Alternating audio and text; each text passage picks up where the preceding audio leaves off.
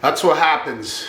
December, January, February, March in northern New Jersey. We're about to get a shitstorm all day today and all day tomorrow. Some snow, some freezing rain, you name it. They salted and brined the roads already, so it is what it is. I got another video for you guys today, and I think it's really important one because we were on a ride for breakfast. I guess it was about a week ago. It happened to me before as well with Mad Max. There she is, looking absolutely beautiful. I thought it was very important for me to go over what exactly happened because I don't want it to happen to you guys, and also I definitely do not want this to happen to me. When I'm out in the middle of nowhere, could you imagine you're riding and you're, I don't know, in the middle of nowhere somewhere out of Sturgis or, near Canada or just in the desert somewhere in the middle of nowhere and you can't start your bike? Could you imagine? So that's basically what happened to me, but I was around home. It happened to me a couple times where I got onto the bike. Key fob was actually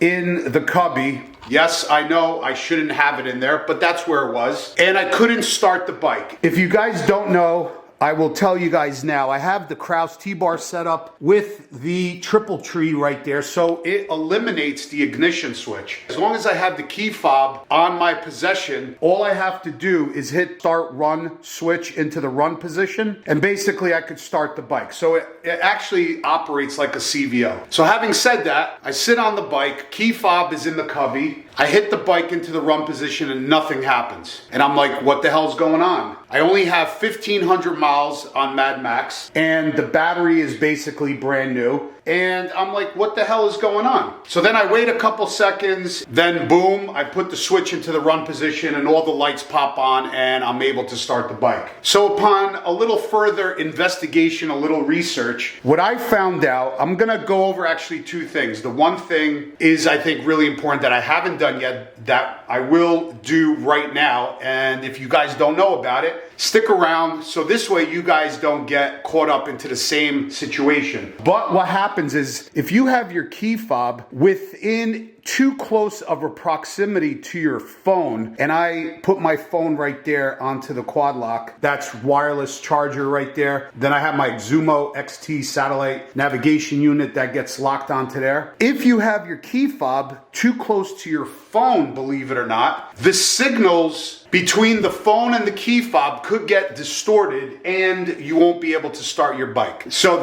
I did some investigation, some research, and that's could be a problem. So always remember that. If for some reason you hop on your bike and you aren't able to power the bike up, that could be the problem. So make sure your key fob is not too close into proximity with your phone. So that was my first issue. But then I'm thinking, okay, so what if, God forbid, what if I lose my key fob, I'm out in the middle of nowhere, I lose my key fob, or the battery dies on my key fob? What do I do?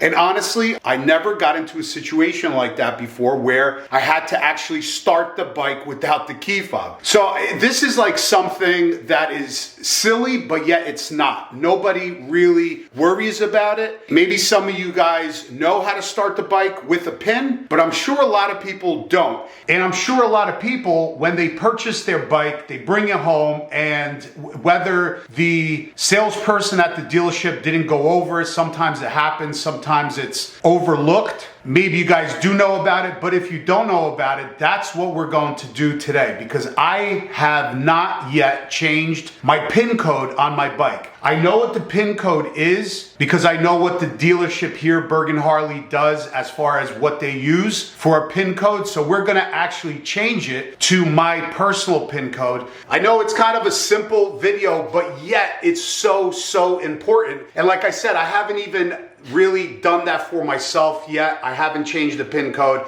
And because of last week, because I couldn't actually put the bike on because I'm assuming the key fob was too close, I want these videos to not only, I don't want you guys thinking I know it all about Harley Davidsons. I don't. It's always a learning process, but I want these videos to kind of be a conversation, open up conversation about the topic. And I love when you guys chime in the comment section, because a lot of you guys out there know a lot of stuff and or have experienced something like this before. So let everyone know, and that way we all learn something. So I appreciate that. So right now, my key fob, let me just make sure. Yes, my key fob is in the office. So right now, I'm gonna take you guys to the bike over here. So like I said, it was really weird because I had my key fob in the cubby, I had my phone here, and then when I hopped on the bike, I went to go start it, I put the run switch on, and just like now, because obviously the key fob is in my office, no lights would come on to the bike. So I actually, what I did was I took my phone off, and I really couldn't figure out what it was. I took my phone off, I put it in my jacket pocket, and the bike turned on. So I'm assuming that's what it was. Let me know in the comments if you guys have ever came across that. All right, so going over it again, I do not have an ignition switch. You guys will have to put your ignition switch into the on position. Then all you have to do is go over and put it into the run position. That's going to come up enter pin. You're gonna go over here to the left turn signal, click that once, it's gonna go to the first digit, and keep pressing it until you hit your first digit. Mine's a 5, then you hit the right turn signal, it's gonna go to the second digit. Mine's a 4. Then click it again, it's gonna go into the third position. That's a 8. And now you click it again, it's gonna go to the fourth position. Now I'm going to click it again, the right turn signal, and it's going to go to the fifth position, 5, 4, 8, 2, 1. See? Now the bike is on, so you could start the bike. And now if I go to start the bike,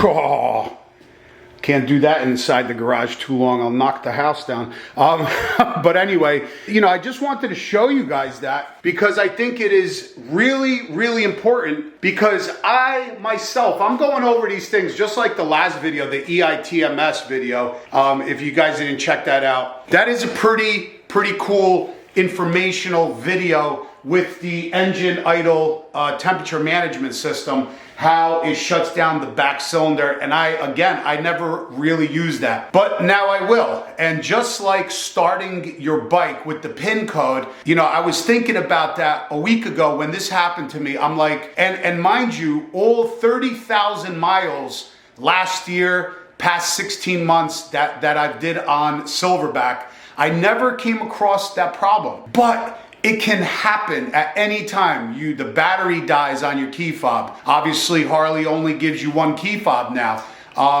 Chances are you're not gonna take 2 key fobs anyway. What if you lose your key fob? You know, you're walking around the rally, you're in the hotel, wherever, it pops off your keychain or pops out of your pocket. How are you gonna start your bike? So that's how it's done. But I also recommend to change your number. Make sure it's a personal number that you are going to remember, because it's no good and useless if you obviously know how to start the bike with a pin code, but you can't freaking remember it. So definitely have a number there that you're going to remember and not forget. And if that ever happens to you, you can start your bike. Okay, so now I showed you guys how to start your bike with the current pin code. You're going to need to change it. I have my key fob here. We're gonna go over how to change your code, because that's really important. I'm just gonna tell you now, everybody knows that it's no big secret. A lot of the dealerships use the numbers in the VIN just to obviously give it to you.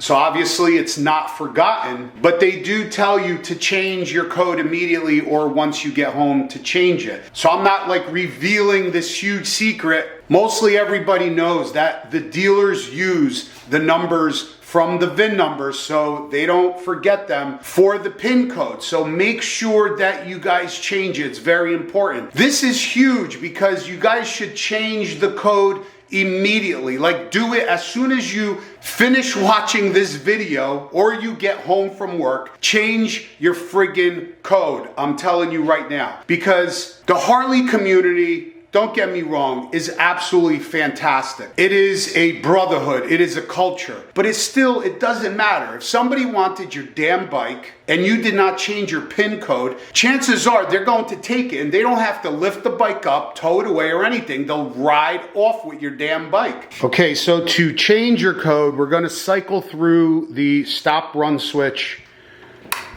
2 times.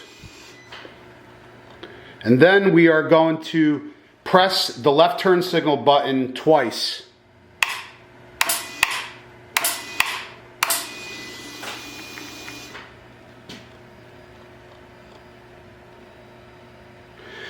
Okay, so now you get enter PIN. Now we're gonna click the right turn signal once, and now you see, hopefully you guys can see that, my existing code is there. I'm going to change my code the same way. Okay, so I have my code already set up on my bike, and now all you wanna do is shut the bike off, and now your code is set. Obviously, I didn't want to show you my code. You change the code the exact same order in which you first put the code in to start the bike, as I showed you guys. It's really simple. The left turn signal is going to change the number in that digit, and the right turn signal is actually going to move it over to the next digit, and this one obviously again is going to change the number. So it's a really simple setup. If you guys need any more clarification, it is in the owner's manual, but I really wanted to tell you guys about this because, like I said, 2 biggest things. You lose your fob, battery's dead, you can't start the bike, you're screwed. If you know how to start the bike with a PIN code, you're golden, you could keep on going. Head to the Harley Davidson dealer and they could get you another fob. And then the second thing is someone could take your bike. So definitely change that code immediately, like literally right now. Do it. As soon as you get home from work, change your code. Super, super important. Yep, we got a little bit of snow coming down. But anyway, hope this video helps you guys out. No, I was in that crappy situation.